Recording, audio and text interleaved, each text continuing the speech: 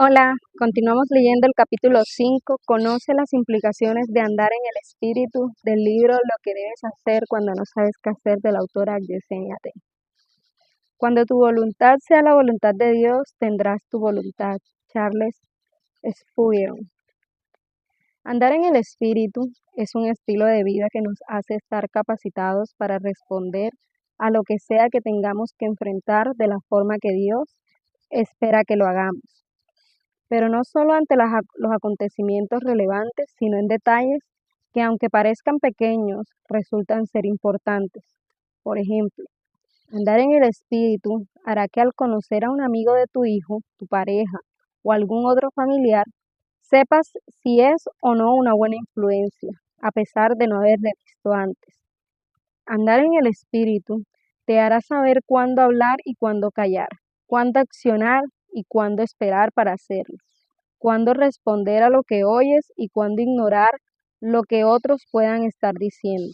Andar en el espíritu te hará entender lo que otros no pueden entender y te hará ver lo que a simple vista tú no serías capaz de ver. Son muchos los que erróneamente piensan que el solo hecho de haber entregado su vida a Jesús les hace ser espirituales, pero esto no es así, porque hay quienes luego de haber hecho confesión de fe siguen andando según la carne y mostrando actitudes no coherentes con la obra del Espíritu en la vida de ellos, tal como podemos observar en el siguiente pasaje. Así que yo, hermanos, no pude hablarles como a espirituales, sino como a carnales. Como a niños en Cristo les di a beber leche, no alimento sólido, porque todavía no podían recibirlo. En verdad, ni aun ahora pueden, porque todavía son carnales. Pues habiendo celos y discusiones entre ustedes, ¿no son carnales y andan como hombres del mundo? Primera de Corintios 3, del 1 al 3. Para poder ser maduros en la fe, debemos ejercitarnos en nuestra comunión con Dios por medio de la oración, estudiar la palabra y poner en práctica el consejo que recibimos como resultado de esa comunión. Ese consejo nos hace rechazar la manera de obrar que teníamos antes y nos lleva a actuar en coherencia con la esencia que el Señor ha puesto en cada uno de nosotros. Hay cosas espirituales que solo podemos recibirlas cuando andemos según la nueva naturaleza que Dios nos ha provisto por medio de su Hijo Jesucristo, porque el alimento sólido es para los maduros, los que a fuerzas de práctica están capacitados para distinguir entre lo bueno y lo malo. Hebreos 5:14, Nueva Traducción Viviente. Por tanto, así como tus músculos internos son desarrollados cuando entrenas, vas al gimnasio y cuidas tu alimentación, así también tus sentidos espirituales son desarrollados cuando los ejercitas por medio de tu comunión con el Señor. Y por favor no pienses que no eres tan espiritual como para hacer esto, porque sí lo eres.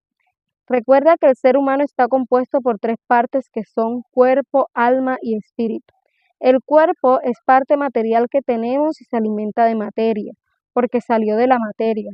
El alma es el asiento de las emociones y necesita ser liberada, sanada y transformada, porque se ha corrompido a causa del pecado.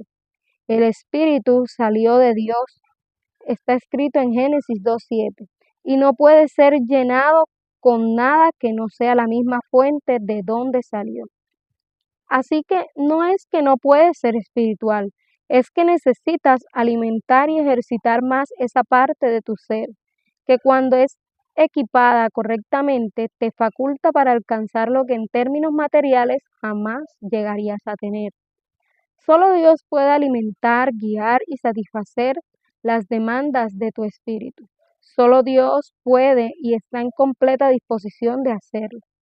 ¿Has escuchado a alguien decir: siento que nada de lo que hago y nada de lo que tengo puede llenarme, porque por más que trato de sentirme bien, siento que dentro de mí hay un gran vacío? Cuando alguien se expresa así, no miente, sino que expresa exactamente lo que la parte espiritual de su ser siente. Dios diseñó al hombre para relacionarse con él. Por causa de esto, Hasta que el ser humano no se conecta con el Señor, sigue estando vacío sin importar qué tanto haya conseguido. Las cosas del mundo pueden dar placer y alegría por un momento, pero solo el hecho de conectarse con su Hacedor hará que el hombre se sienta pleno y satisfecho. Con relación a esto, en la Biblia muestra una revelación muy poderosa contenida en los siguientes pasajes. Salmo 42 del 1 al 2 dice, como el ciervo brama por las corrientes de las aguas, así clama por ti, oh Dios, el alma mía. Mi alma tiene sed del Dios vivo. ¿Cuándo vendré y me presentaré delante de Dios? A simple vista, en este salmo solo vemos expresado un sentido de dependencia de Dios por parte de quien lo escribió. Pero al observarlo a la luz de lo que David escribe más adelante, nos damos cuenta de que el verdadero sentido de esta expresión trasciende más allá de lo que a simple vista podemos notar. En Salmos 139:16 dice, mi embrión vieron tus ojos, y en tu libro estaban escritas todas aquellas cosas que fueron luego formadas, sin faltar una de ellas. En este último salmo, David declara haber visto a Dios desde el vientre y revela que su vida entera ya estaba escrita desde antes que él naciera. Pero esto no solo habla de lo que aconteció a David estando en el vientre, sino de lo que acontece con toda persona que Dios permite que exista. Por lo que cuando el escritor del Salmo 42 expresa como el ciervo brama por las corrientes de las aguas, así clama por ti, oh Dios, el alma mía, lo hace en base a lo que el espíritu y no su carne, su espíritu y no su intelecto, su espíritu y no su mente, vio y registró como parte de él cuando se hallaba en el vientre. De igual modo, tu espíritu no se sentirá pleno hasta que no se conecte con lo que vio estando en el vientre. Lo que la gente busca llenar haciendo grandes cosas, perteneciendo a asociaciones prestigiosas y tratando de ser el centro de atracción, es el vacío que solo puede llenar quien se lo manifestó mientras estaban en el vientre. Primera de Corintios 2:16, pero nosotros entendemos estas cosas porque tenemos la mente de Cristo. Lo que el espíritu recibe, pero la mente no registra. Cuando estamos conectados a Cristo y vivimos en comunión con el Espíritu, el consejo y la voluntad de Dios siempre nos serán revelados según la voluntad y el propósito del Señor en cada situación. Pero dicha revelación no siempre estará registrada en nuestra mente simultáneamente, sino que a veces el consejo de Dios será captado en tu corazón y no se manifestará con tu boca, sino en el modo como correspondes a cada situación. Un claro ejemplo de esto lo tenemos en la viuda de Sarepta de Sidón, a quien antes de que Elías llegara a ella, Dios le había dado una orden de actuar en coherencia con la demanda que le iba a hacer el profeta. Y sabemos que fue así porque nadie en que esté en su sano juicio va a tomar la escasa provisión que le queda de forma espontánea en medio de una crisis extrema para en vez de darle de comer a su hijo y comer ella, hacerle de comer a quien acaba de llegar a su casa. Pero respecto a esta orden, la Biblia no dice que Dios se le apareció y le habló. Solo dice que le dijo a Elías que fuera ella porque ya ella tenía una orden de parte de él que haría que fuera movida a la acción que Elías le demandó. Es posible que esta mujer no tuviese la menor idea de que tenía tal orden, pero igual la orden se hallaba en su corazón. Estaba ahí porque debía llegar antes de que el profeta Elías llegara. Por causa de eso, ella obedeció y el milagro de abundancia, y más tarde el de resurrección, se manifestó en su casa. Su historia completa la puedes leer en Primera de Reyes 17, del 8 al 24. Pero solo observemos cómo luego de haber pasado por todo lo que pasó, ella expresó a Elías lo siguiente, en Primera de Reyes 17, 24. Ahora conozco que tú eres varón de Dios y que la palabra de Jehová es verdad en tu boca. Saben lo que puede salvarles, pero prefieren seguir perdidos. En su primera carta de los Corintios, el apóstol Pablo declaró, cosas que ojo no vio, ni oído yo, ni han subido en corazón de hombre, son las que Dios ha preparado para los que le aman. Pero Dios nos las reveló a nosotros por el Espíritu, porque el Espíritu todo lo escudriña, aún lo profundo de Dios. El término revelar usado aquí significa quitar la cubierta, descubrir y manifestar. Proviene de la palabra griega apocalipto, que es la misma que se utiliza con relación al libro Apocalipsis, el cual fue escrito por Juan, el discípulo de Jesús, mientras se hallaba desterrado en una isla llamada Patmos, como castigo por no haber negado su fe en Cristo. La revelación de este libro de Apocalipsis contiene absolutamente todos los acontecimientos que están por venir, los juicios de Dios para la tierra y la gloria venidera para los que decidan entregar sus vidas al cumplimiento de los propósitos eternos del Señor. Y a pesar de que el apóstol Juan ya no está con nosotros por causa de la revelación que recibió, vio el tiempo en el que estamos viviendo ahora y mucho más allá. Son muchas las personas alrededor del mundo que, a pesar de no practicar una vida de fe, reconocen que los acontecimientos que estamos viviendo en la actualidad pertenecen a lo que la Biblia ya había revelado y que fueron anunciados mucho antes de que acontecieran. Es decir, que lo que ahora vemos ya había sido revelado antes de que lo viviésemos. Y todo lo que falta por ver ya está registrado igualmente. Pero a pesar de esto, por estar ciegos y vivir endurecidos, lastimosamente muchos prefieren seguir perdidos. Lo que la olla de aceite hirviendo no fue capaz de consumir. Según los propósitos eternos de Dios, ya estaba establecido que a Juan le fuera revelado el libro de Apocalipsis. Por esta causa, ante la intriga de Pedro con relación a lo que había de acontecer a Juan, Jesús respondió diciendo, en Juan 21, del 21 al 23, si quiero que él permanezca vivo hasta que yo vuelva, ¿a ti qué? Tú sígueme no más. Por este motivo corrió entre los hermanos el rumor de que aquel discípulo no moriría. Pero Jesús no dijo que no moriría, sino solamente, si quiero que él permanezca vivo hasta que yo vuelva, ¿a ti qué? Juan murió al igual que todos los discípulos que anduvieron con Cristo, pero antes de hacerlo vio la venida del Señor, por lo que a través de la revelación que recibió permaneció hasta ver su regreso, porque estaba determinado que había de permanecer hasta verlo. Jesús no dijo que Juan no había de morir, sino que si él quería, permanecería hasta verle volver.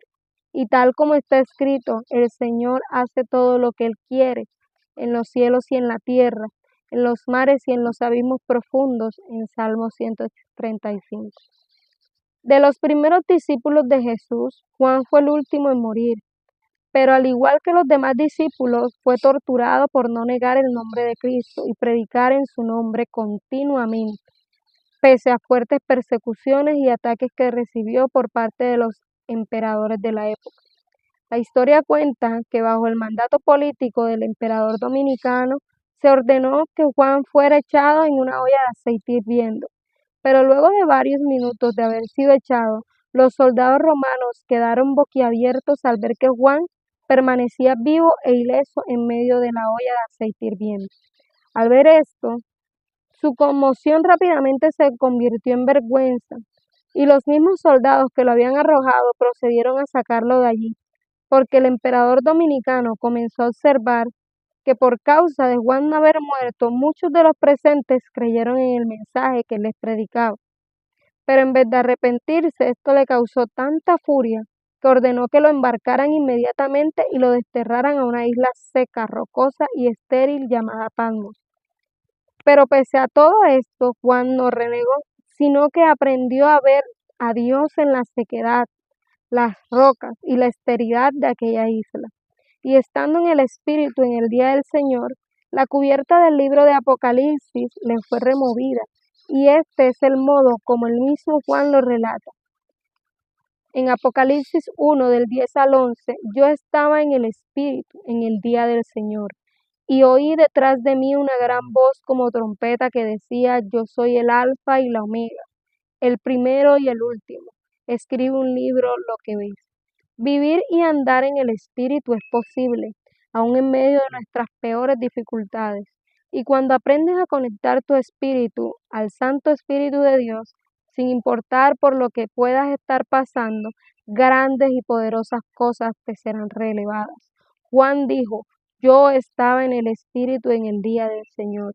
En términos literales, él estaba en Patmos, pero desde allí decidió estar en el Espíritu. Aprendamos esta lección de Juan y no esperemos que no haya problemas para andar constantemente guiados por el Espíritu. Otras funciones del Espíritu Santo. De todos los dones que Dios nos ha dado, no hay uno más grande que la presencia continua del Espíritu Santo dentro de nosotros. Y aunque hasta este punto le hemos conocido como quien nos da dirección y nos revela todas las cosas, Él lleva a cabo muchas otras funciones en nosotros y obra aún en aquellos que no han establecido una relación personal con Cristo, aunque no de la misma manera como lo hace con quienes sí tenemos a Jesús en el corazón.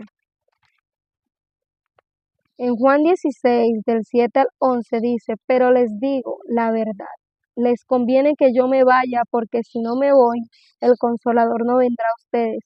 Pero si me voy, yo se lo enviaré, y cuando Él venga, convencerá al mundo de pecado, de justicia y de juicio. De pecado por cuanto no creen en mí, de justicia por cuanto voy al Padre, y no me verán más, y de juicio por cuanto el príncipe de este mundo ya ha sido juzgado. Jesús dijo a sus discípulos que Él enviaría al Espíritu al mundo para convencerles de pecado, de justicia y de juicio. ¿Pero qué significa esto? Que absolutamente todos los que viven bajo el sistema del mundo tienen una conciencia dada por Dios, ya sea que lo admitan o no, porque el Espíritu Santo aplica las verdades de Dios a la mente del hombre para convencerlos por medio de justos y suficientes argumentos de que son pecadores y necesitan recibir la salvación del Señor. Pero a pesar de esto, es el hombre quien decide la respuesta que ha de dar a esa convicción, y dependiendo del modo como decida, también depende si recibe o no la salvación que ya por él pagó el Señor. Una vez que somos salvos y pertenecemos a Dios, el Espíritu hace su morada en nuestros corazones para siempre. Jesús dijo que Él nos enviaría el Espíritu para que fuera nuestro ayudador, consolador y guía. En Juan 14:16 dice, y yo rogaré al Padre y os dará otro consolador, para que esté con vosotros para siempre. La palabra griega traducida como consolador es paracletos, y tiene la idea de alguien que acompaña, anima y exhorta. Jesús nos envió al Espíritu como una compensación por su ausencia, para llevar a cabo las mismas funciones que hubiese ejecutado si hubiese permanecido físicamente entre nosotros. Él es quien nos guía y nos muestra el camino que debemos andar, quien remueve los obstáculos y nos abre el entendimiento para que todas las cosas sean claras y evidentes. Otra de sus funciones es la de darnos a conocer los dones que Él nos otorga para que podamos ejercer bien la asignación que nos ha encomendado. El Espíritu Santo también hace dentro de nosotros se produzca el fruto que nos hace glorificar a Dios con nuestras vidas. En Gálatas 22:3. Saber que el Espíritu Santo vive en nosotros y obra en todas y cada una de estas formas nos fortalece, anima, consuela, produce gran gozo en nosotros. Honremos a Dios y afirmemos cada día más nuestra relación con su Espíritu Santo. Romanos 8:9, pero si el Espíritu de Dios vive en ustedes, ya no tienen que seguir sus malos deseos, sino obedecer al Espíritu de Dios. El que no tiene el Espíritu de Cristo no es de Cristo. En 1 Corintios 6:19 dice, ¿no saben ustedes que su cuerpo es templo del Espíritu, que Dios le ha dado y que el Espíritu Santo vive en ustedes? Ustedes no son sus propios dueños. Continuaremos con el próximo capítulo. No te desconectes.